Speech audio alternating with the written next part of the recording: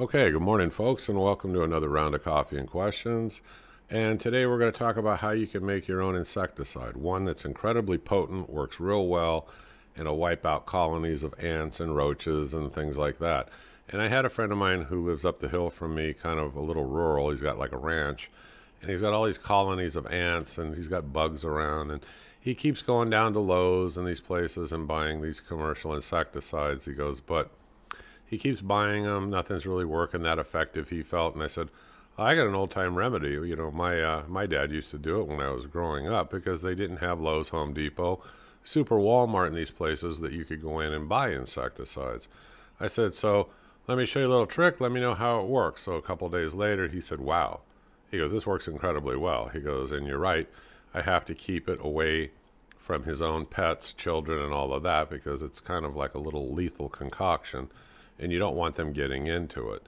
But the interesting part here, before I jump to showing you how to make it, this is the 20 mule team. This is one of the original wagons that used to pull. There is more than one behind each other, but this is one of the original wagons that used to pull the borax from the mines down into Mojave, where, like I said, it went onto the trains, from the trains to the manufacturers, and they made it into laundry detergent and soap.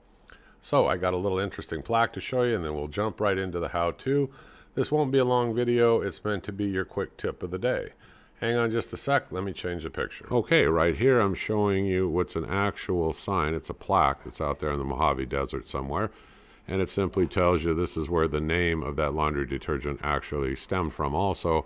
But what it's telling you, this is one of the original 20 mule team wagons, and that was the picture I showed you. And it was built to carry borax out of Death Valley. That's where it was mined. And it was 165 miles of desolate mountains and blistering deserts. And they would bring it down to the nearest railroad junction in Mojave. It took 20 days to make that round trip and to deliver 20 tons of borax. The teams worked steadily making these trips and transporting like that from 1883 to 1888. So it's kind of an interesting historical kind of a background before I just jump into the how-to part of this. But we're going to switch over, and I'll do that now. Let me show you what this stuff looks like so you know what to look for in your store if you've never seen it before. Okay, so right here I put up a couple of boxes of what 20 mule team borax would look like. It probably looks something similar whether you're at one of the super Walmarts or wherever you're shopping. Just go down the laundry detergent aisle and take a look around until you find 20 mule team borax. The active ingredient in this insecticide I'm going to show you how to make is boric acid. Once they get into this, it'll wipe out an entire colony like in 2 seconds.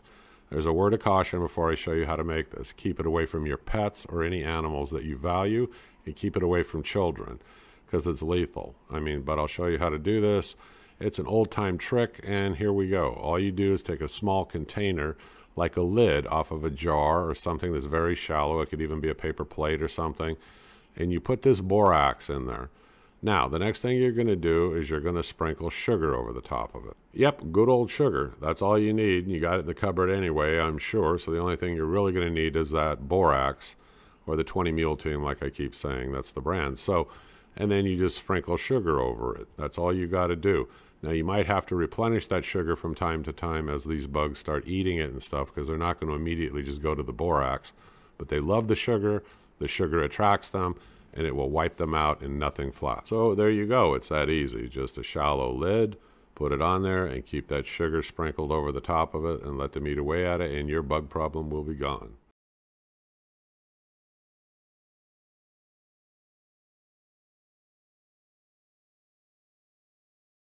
So that's it, including a little bit of a history lesson here, and I hope you folks enjoyed the quick video.